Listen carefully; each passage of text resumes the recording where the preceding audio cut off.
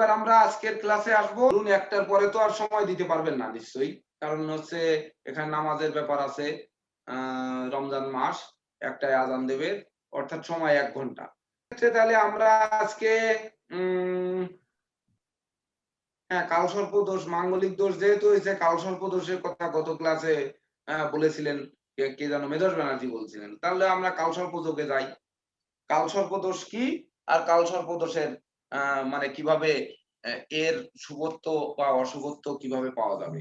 এর আগে বলবো যে আপনারা কালসর্প দোষের একটা হরোস্কোপ বের করতে পারেন কিনা।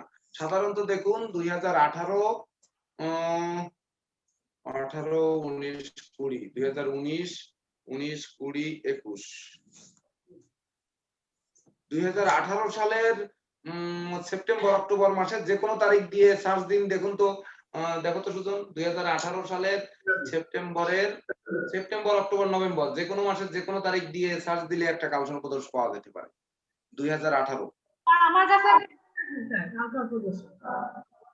হ্যাঁ, আমার কাছে ডেট আছে স্যার। কার কাছে? আমার কাছে স্যার শুরুদিন কালসর্প দোষের ছক আছে। 28 নভেম্বরের 5 হ্যাঁ, 86 শোনা যাচ্ছে না স্যার। 28/3/86 28/3/3/1986 1986 কয়টায়? 4:36 AM 4:36 AM পাইছো? কালসর্প দোষ পাইছো? যে কোনো একটা তারিখ, সেপ্টেম্বর অক্টোবরের যে কোনো একটা তারিখ দাও।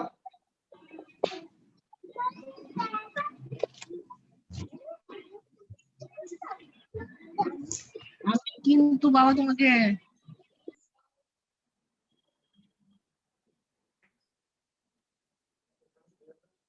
2018 দাও।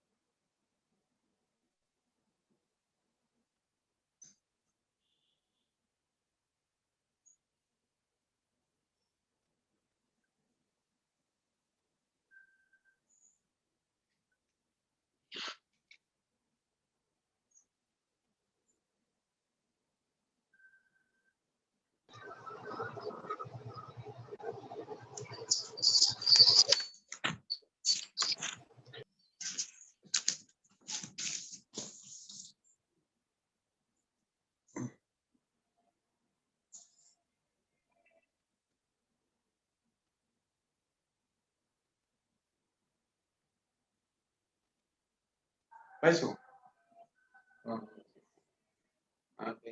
গুলো দিতে পারবা? রাহু কেতুর এক পাশে সব গ্রহ আছে না ওখানে? রাহু কেতুর এক পাশে সমস্ত গ্রহ। রাহু কেতু কই? রাহু আছে। আর উপরেটা কি? চন্দ্র। আর তাহলে 1 2 4 5 6 দিন 6 দিন পরে দিয়েছে। যে তারিখ তার 6 দিন পরে। 6 7 দিন 8 দিন পরে। ওই তারিখের 8 দিন পরে। কত দিছো? 28 কোন 28 কত কোন মাস? 28 9 28 9 এর সাথে 10 যোগ করো, তাহলে 28 আর 10 38, মানে 8 10 দাও। 8 10 2018 দাও। 8 10 2018 দিয়ে এখনকার সময় দাও।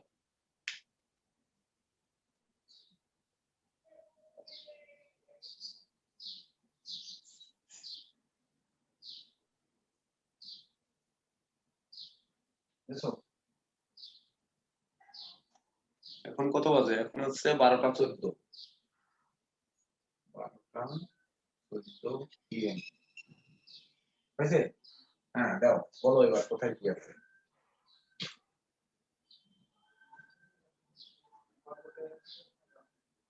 হ্যাঁ, কর্কটে রাহু, কন্যায় রবি চন্দ্র, তুলায় হচ্ছে বুধ শুক্র বৃহস্পতি, ধনুতে শনি, মঙ্গল এবং কেতু। লগ্নটা কোথায়? হ্যাঁ, শনিতে, ধনুতে লগ্ন। আচ্ছা, এটা হচ্ছে 8ই অক্টোবর 2018 12টা 14 মিনিটের রাশি চক্র হচ্ছে এইটা। এইবার বলুন, সুরভি বিশ্বাস বলছেন জন্ম তারিখটা 28 মার্চ 1986 4টা 36 AM। আপনার প্ল্যানেটটা বলুন।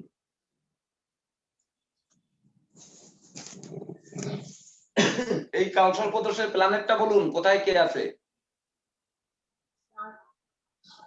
জি স্যার, বুঝেছি স্যার। হ্যাঁ বলুন, দ্রুত বলুন।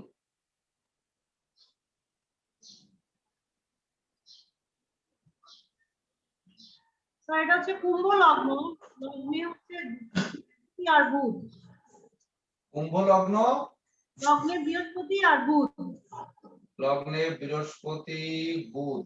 হ্যাঁ, তারপরে মীনে আছে স্যার রবি আর শুক্র। রবি শুক্র। হ্যাঁ, মেষে তারপরে রাহু, মেষে রাহু। মেষ মেষ হ্যাঁ, মেষে রাহু। মেষে রাহু। হ্যাঁ, কেতু। তারপরে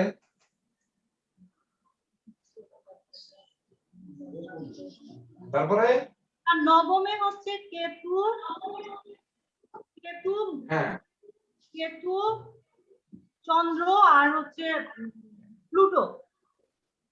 প্লুটোর প্রয়োজন নেই। আচ্ছা, কেতু আর চন্দ্র। তারপরে দশমে হচ্ছে শনি, শনি।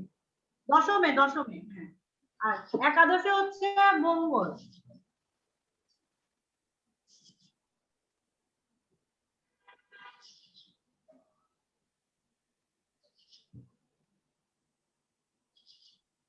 এইবার বলুন, চন্দ্রের ডিগ্রি কত আর কেতুর ডিগ্রি কত?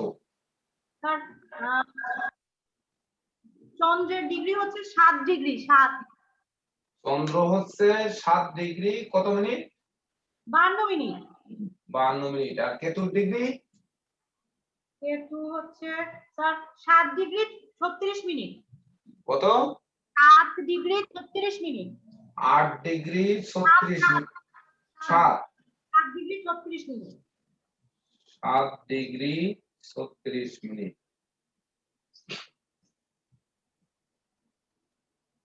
সুজন, তুমি ওই জায়গায় একটু দেখো তো, এই মঙ্গলের ডিগ্রি কত আর কেতুর ডিগ্রি কত? 14 ডিগ্রি। 14 ডিগ্রির পরে 14 পরে কত আছে? 14 52। আচ্ছা, আর কেতুর ডিগ্রি 07.56। ঠিক আছে। এইবার দেখেন, আমাদের কালসর্প দোষ বিচার করতে গেলে সুরভি ম্যাডাম যে ছকটা দিয়েছেন এটি কিন্তু কালসর্প দোষ হয়নি। বলুন তো কেন হয়নি?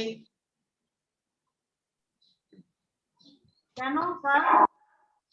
এই তো, এইবার দেখেন, আপনাদের এইগুলোই তো বুঝতে হবে, কেন ক্লাসে মনোযোগ দিতে হবে। এবার আমি বলবো সুরভি ম্যাডাম, আপনি ভিডিও অন করতে হবে আপনাকে।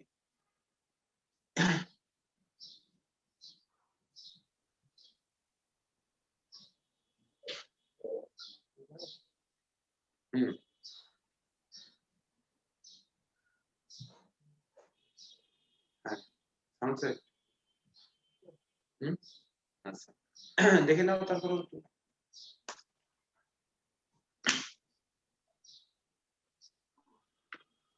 একদিনের ক্লাস কিন্তু কালসর্প দোষ নয়, অর্থাৎ খুব সূক্ষ্মভাবে নজর দিতে হবে। রোজার দিনে পানি খাইও না।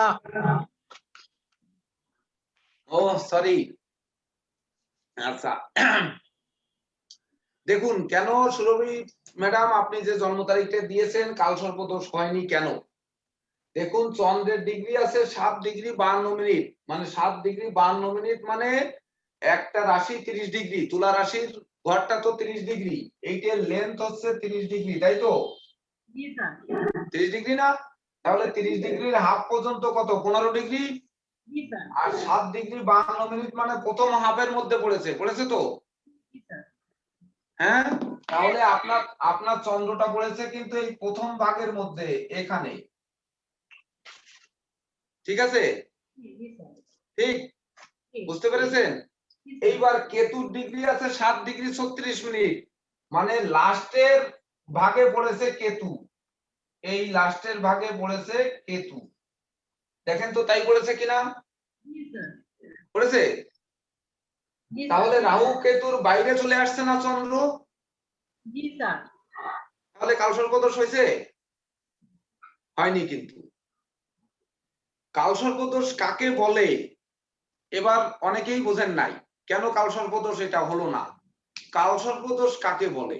রাহু কেতুর এক পাশে যদি সকল গ্রহ অবস্থান করে তাহলে তাকে কালসর্পদোষ বলবে।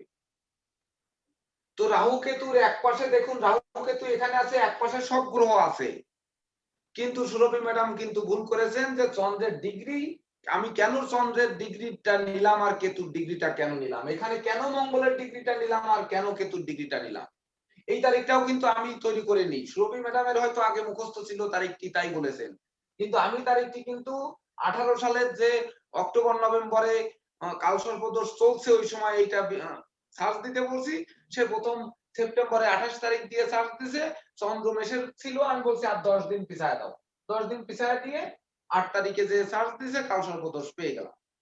অর্থাৎ রাহু কেতুর এক পাশে যে যখন সমস্ত গ্রহ থাকবে সেটাকে কালসর্পদোষ বলবে।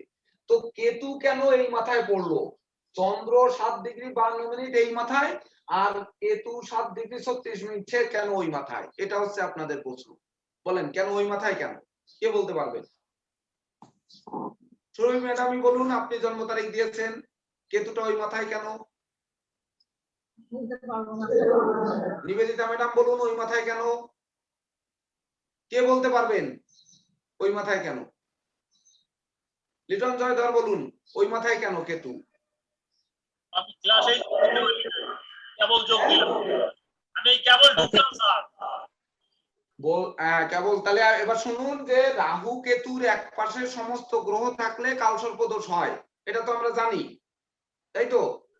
তাহলে এখানে রাহু কেতুর সাথে চন্দ্র বসে আছে, চন্দ্র ডিগ্রি আছে 7 ডিগ্রি 52 মিনিট আর কেতুর ডিগ্রি আছে 7 মিনিট 36 সেকেন্ড, ওই সরি 7 ডিগ্রি 36 মিনিট।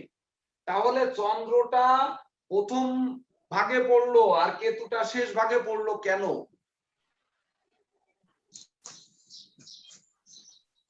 একই তো ডিগ্রি আছে, 7 ডিগ্রি 7 ডিগ্রি, মানে তো চন্দ্র এই একই জায়গায় থাকবে, ও জায়গায় গেল স্যার কেন? স্যার এটা পেরে গেছে। হ্যাঁ বলুন বলুন বলুন। স্যার এটা চন্দ্র তো ক্লকওয়াইজ, মানে রাহু কিন্তু ক্লকওয়াইজ ঘুরে, জন্য ওইখান থেকে শুরু হচ্ছে ডিগ্রিতে। আর চন্দ্র স্যার রাহু কিন্তু তো মানে ক্লকওয়াইজ ঘুরে রাশি চক্রের, নাকি এইভাবে স্যার নাকি? বুঝলাম না, আবার বলতে হবে আপনাকে। আমি বলতে চাচ্ছিলাম যে মানে রাহু কিন্তু তো মানে রাশি চক্রের ক্লকওয়াইজ ঘুরে, এই জন্য কি উল্টা ভাবে করছে, মানে ওই পাশে রাহু হলো উল্টা দিকে ঘুরে যায়, কি ওইটা ডিগ্রির পাশে পড়ছে, আর চন্দ্র উল্টা দিকে ঘুরে রাশি চক্রের জন্য চন্দ্র এই পাশে পড়ছে। আমি যে বলছিলাম যে ছাত্র বা শিক্ষার্থীদের মুখ দেখলে আমি বুঝতে পারবো যে কে পারবে আর কে পারবে না, আমি কিন্তু আগেই বলেছি রিপন সরকার পারবে। বলুন বলুন, দেখছেন, দেখলেন যে রাহু কেতু হচ্ছে উল্টা দিকে ঘোরে, ক্লকওয়াইজ ঘোরে, আর বাকি গ্রহ হচ্ছে ঘড়ির কাঁটার উল্টো দিকে ঘোরে। অর্থাৎ যেহেতু ক্লকওয়াইজ ঘুরতেছে, কেতুটা এই দিক থেকে আসতেছে, সেহেতু কেতু এই দিক থেকে 7 ডিগ্রি এই মাথায় পড়বে আর চন্দ্রটা এই মাথায় পড়বে। এইবার এই পাশের ছকটায় আসি, দেখুন এখানে কেতু আছে 7 ডিগ্রিতে, এই জায়গাকে 30 ভাগ মানে 30 ডিগ্রি, লাল কালি অন্য কালি ব্যবহার করি, 30 ডিগ্রি হলে এবার মঙ্গল হচ্ছে 14 ডিগ্রি, মানে মাঝখান পর্যন্ত 15, তাহলে মাঝখান 15 হলে 14, মঙ্গল কিন্তু 14 এর মধ্যে পড়তেছে, এই প্রথম ভাগে পড়তেছে তো মঙ্গল যেহেতু 14 ডিগ্রি 52 মিনিট প্রথম ভাগে পড়ছে না, আর কেতু উপরের দিক থেকে আসতেছে ওই পাশ থেকে, এই পাশে 7°56'।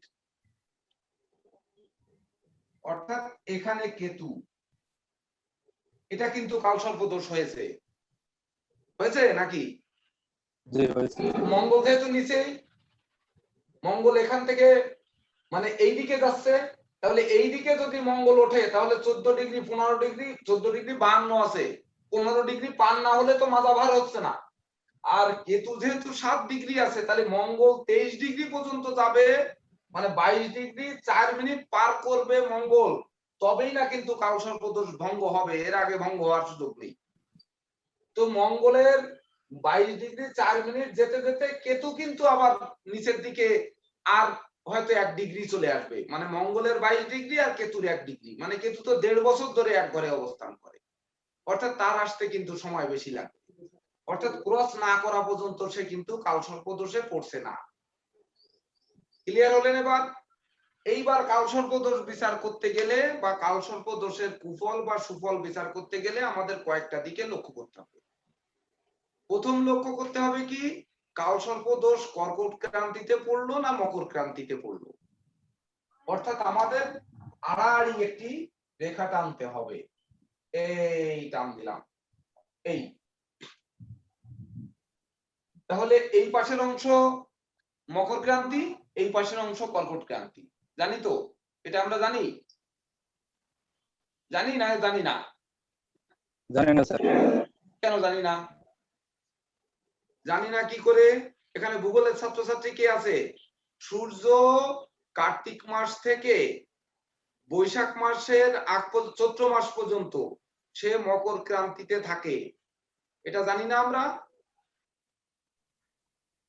বৈশাখ, জ্যৈষ্ঠ, আষাঢ়, শ্রাবণ, ভাদ্র, আশ্বিন, কার্তিক, এই যে কার্তিকের 15 তারিখ পার হয়ে যাবে সে মকর ক্রান্তিতে থাকবে, আর বৈশাখের 15 তারিখের পরের থেকে সে কিন্তু কর্কট ক্রান্তিতে ঢুকে যাবে। অর্থাৎ এই পাশের অংশ কর্কট ক্রান্তি, এ পাশের অংশ মকর ক্রান্তি, এই দুই ভাগে কিন্তু ভাগ করতে হবে। তাহলে কালসর্প দোষটা কিন্তু আমাদের কর্কট ক্রান্তিতে, এইটা পড়লো কিন্তু মকর ক্রান্তিতে, আর এটা কিন্তু কর্কট ক্রান্তিও পড়ে নাই, মকর ক্রান্তিও পড়ে নাই। তাহলে এক্ষেত্রে কি হবে বলেন? এক্ষেত্রে আমরা কি বিচার করব? এইবার আরেকটি আছে, আরে যন্ত্রণা রে, এই তো দেখেন এই করতে যে ভুলে গেলাম। উত্তরায়ণ আর দক্ষিণায়ন। এইবার আমরা মাঝ বরাবর আরেকটি রেখা টানবো, এই, আর এখান থেকে রেখা বেরিয়ে দিলাম, এই উত্তরায়ণ আর দক্ষিণায়ন। এইবার এই অংশ উত্তর, নিচের অংশ দক্ষিণ, মানে উত্তর গোলার্ধ আর দক্ষিণ গোলার্ধ। পৃথিবীর মাঝখান কোনটা? পৃথিবীর মাঝখান কোথায়? বিশ্বের মাঝখান কোথায় জানি আমরা? জানি? কেউ জানে? Middle east sir. হ্যাঁ, স্যার কাবা শরীফ স্যার। হ্যাঁ, কাবা শরীফ আল্লাহর ঘর। ইংল্যান্ড। লন্ডন, পৃথিবীর মাঝখান লন্ডন, জি। বুঝলেন? মানে বিশ্বের মাঝখান, বিশ্বের মাঝখান, মাঝ বরাবর কোনটা, মানে 0°তে কোন দেশ পড়েছে বিশ্বের, এটাই আসতে হবে আমাদের। 180° তো টোটাল বিশ্ব। এইখানে ভূগোলের স্টুডেন্ট কেউ আছে? ভূগোল নিয়ে পড়াশোনা করেছেন কেউ আছে? তাহলে সুবিধা হতো বেশি।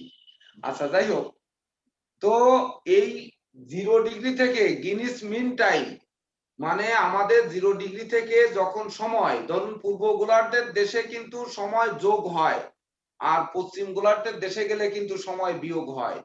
যেমন উত্তর গোলার্ধের দেশ নরওয়ে, সুইডেন, ডেনমার্ক বছরে মাত্র 1 দিন, 2 দিন, 3 দিন, মানে 5 মিনিট 10 মিনিটের জন্য সূর্যোদয় হয়। তাই তো নিশীথ সূর্যের দেশ বলা হয়, মানে নিশিকালে সূর্য উদিত হয়।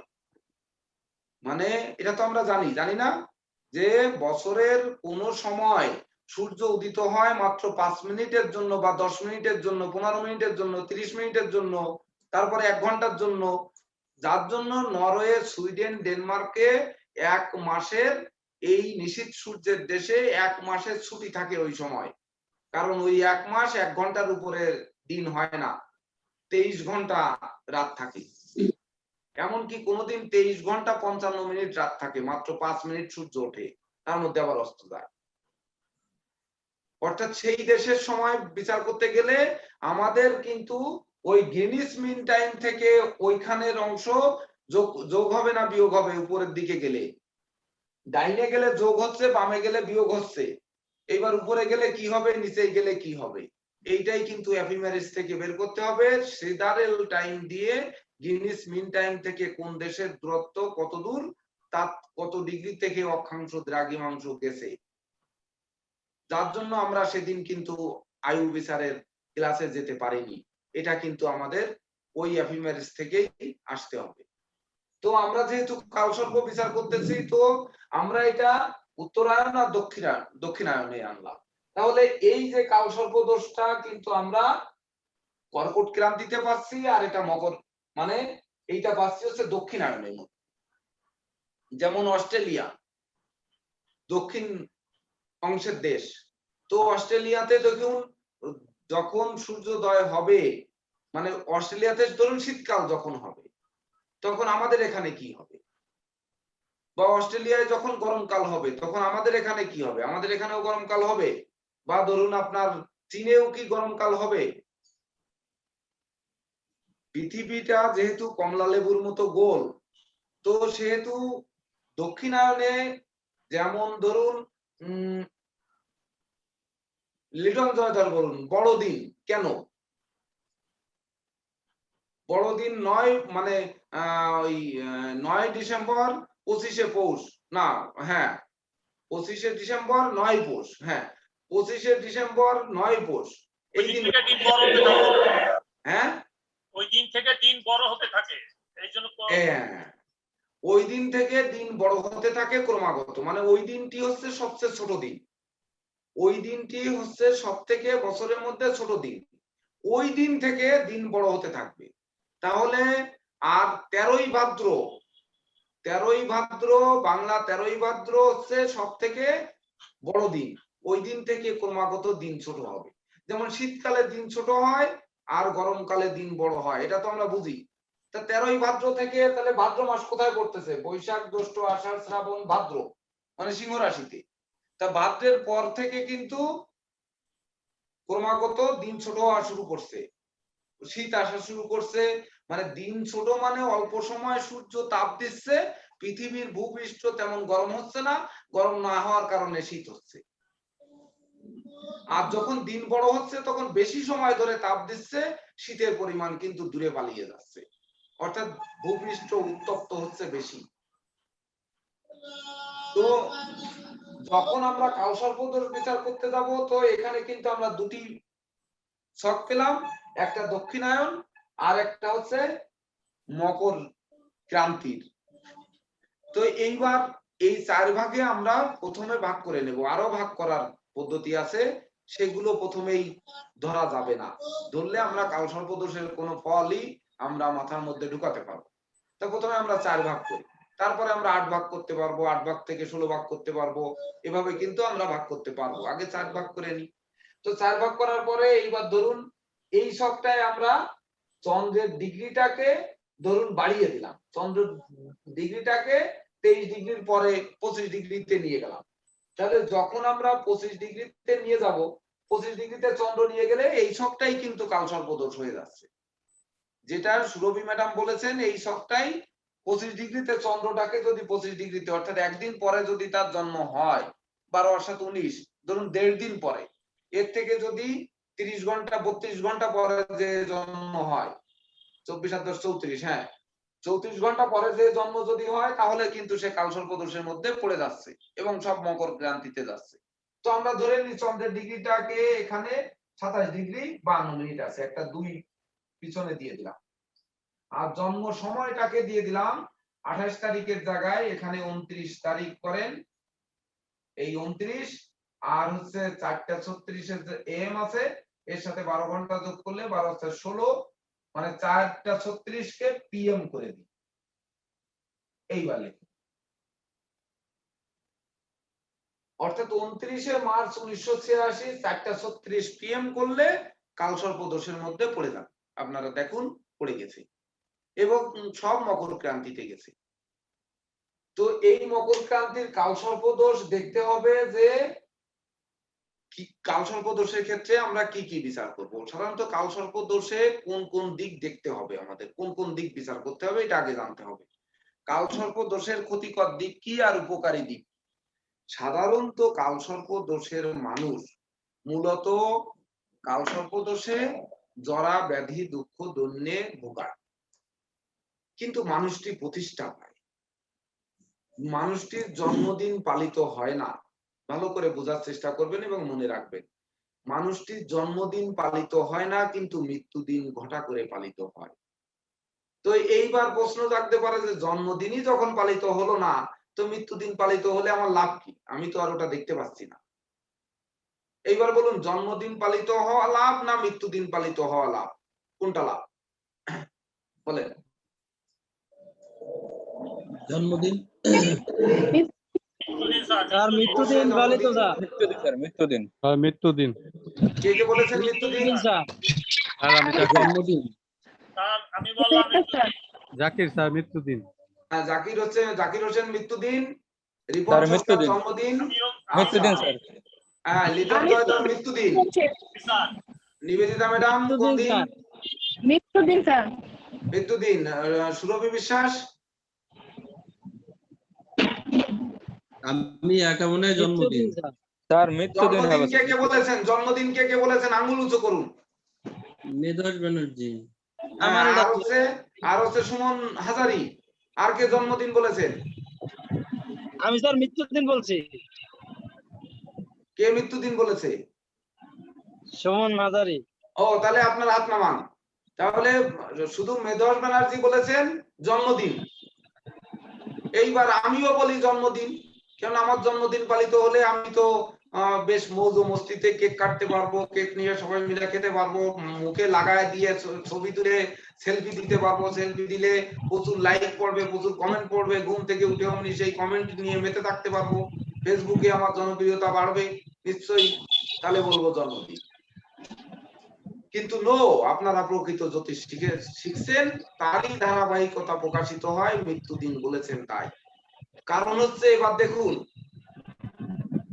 আমার বাবার নাম নিমাই চন্দ্র পাল, আমার বাবা সাধারণ একজন কৃষক, মানে একেবারে নিম্ন স্তরের খেটে খাওয়া মানুষ। খেটে খাওয়া মানুষ কেন? কারণ হচ্ছে সে তার বাবার আমার দাদুর তেজ্য সন্তান, তেজ্য সন্তান বিধায় সে কোনো জমি জমা পায়নি। আমরা জন্মগ্রহণ করে কখনো দেখিনি যে আমাদের দুটো চিলিয়ে খাওয়ার দান হয়েছে, এটা আমরা দেখিনি। অর্থাৎ বাবা পরের ক্ষেতে কাজ করে বা ধরুন বিভিন্ন জায়গায় এমনকি ভ্যান চালিয়ে বা ধরুন যে কোনো ভাবে হোক আমাদের মুখে দুটো অন্ন দেওয়ার চেষ্টা করেছে।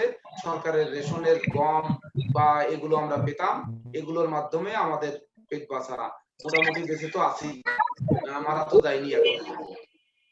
তাহলে সাধারণত আমার মতো মানুষ এখন মারা গেলে তো আমার বাবাকে যেহেতু 10 জন লোক বা 20 জন লোক 100 জন লোক বড় জোর হয়তো চিনে, তার বেশি কিন্তু চেনে না। আর চেনে কারা? যে যারা সহযোগিতা করেছে, যে জীবনে সহযোগিতা করতে হয়েছে বা কারো কাছে যে হাত পেতেছে, হয়তো যে ছেলের জন্য একটা বই চেয়েছে বা ছেলের মুখে খাবার দেবে দুমুঠো চাল চেয়েছে, তারাই চেনে, এর বেশি কিন্তু কেউ চেনে না। তো তার কি জন্মদিন পালিত হবে আর কি মৃত্যুদিন পালিত হবে? মৃত্যুদিন পালিত হলেই কি, না হলে কি? হলে কয়জনে চিনবে? তার মৃত্যুদিন পালন করবে কে? তাকে তো সহযোগিতা করেছে মানুষ, তার কাছ থেকে তো কেউ সহযোগিতা পায়নি। যদি আমার বাবার কাছ থেকে হাজারো লোক সহযোগিতা পেত, তাহলে বাবা যেদিন মারা যেত সেদিন কিন্তু শ্মশানে যাওয়ার জন্য ওই লোক কিন্তু হাজারের মধ্যে কম করে 200 লোককে সঙ্গে পেত, কিন্তু সে কিন্তু পাবে না। আমার বাবা মারা গেলে হয়তো আমাদের 4 ভাইয়ের 4-5 কাঁধে করে নিয়েই পোড়াতে যেতে হবে, কেউ আসবে বলে মনে হয় না। কারণ কি? বাবা তো কারো উপকার করতে পারেনি, জীবনে কারোর জন্য কিছু করতে পারেননি। যার জন্য বাবাকে আমাদের 4 ভাইয়েরই পোড়াতে যেতে হবে, অন্য কারো সহযোগিতা সে পাবে না। অর্থাৎ তার মৃত্যুদিন ঘটা করে পালিত হবে না, তার শ্রাদ্ধ শান্তিতে দেখা গেল লোকে হয়তো লোক আসবে না বা উঠান ভরবে না, এটাই কিন্তু স্বাভাবিক। এইবার বলুন, যদি আমি মারা যাই আজকে, ধরুন এই মুহূর্তেই মারা গেলাম ক্লাস নিতে নিতে, তাহলে কি হবে? আমি ক্লাস নিতে নিতে মারা গেছি, তার মানে Bangladesh national academy of astrology কিন্তু প্রতি বছর আজকে কত তারিখ? আজকে তারিখ 20 তারিখ, যে 20শে এপ্রিল 2021 এই তারিখে কেসিপাল অনলাইনে ক্লাস নিতে নিতে মারা গেছিল। অন্তত পক্ষে আপনারা হলেও 1 মিনিট নীরবতা পালন করবেন বা হয়তো আমার নামটা স্মরণ করবেন। করবেন কিনা বলেন? আপনারা এই কয়জন অন্তত করবেন কিনা বলুন? করবেন? স্যার জি স্যার।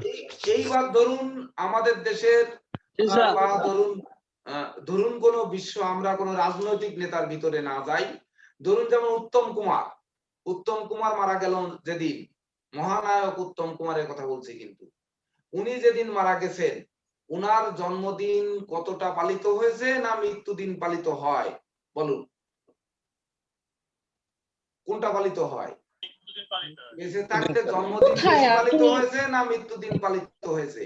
মৃত্যুদিন স্যার। মনে হয় মৃত্যুদিন স্যার। মৃত্যুদিনে ভারতীয় উপমহাদেশের ইতিহাসে এত ফুল কেউ কোনোদিন পায়নি, যে উত্তম কুমার মারা যাওয়ার পরে এত পরিমাণে ফুল মানুষ ওনার লাশে প্লাস রাস্তায় ছড়িয়েছে, যে রাস্তা দিয়ে আসবে সেই রাস্তার ফুল বুলডোজার দিয়ে পরিষ্কার করতে হয়েছে, এত ফুলের বন্যা বইছে। কোথায় ছিল এত ফুল? এত ফুল দুনিয়ার বুকে আর কেউ পেয়েছে বলে আমার মনে হয় না, যেটি উত্তম কুমার পেয়েছেন, মহানায়ক উত্তম কুমার। তো ইনি জীবনকে ঠিক সেইভাবে গড়ে তুলতে পেরেছেন, তবেই না কিন্তু মৃত্যুদিন ঘটা করে পালিত হয়েছে। কালসর্প দোষের মানুষ জীবনে প্রতিষ্ঠা পাবে, অর্থাৎ কষ্ট করে প্রতিষ্ঠা পাবে। যেমন মুয়াম্মার গাদ্দাফি, তারপরে সাদ্দাম হোসেন, তারপরে জাতির জনক বঙ্গবন্ধু শেখ মুজিবুর রহমান, তারপরে ধরুন মহাত্মা গান্ধী। এই যে জন্ম তারিখ গুলো আপনারা নেটে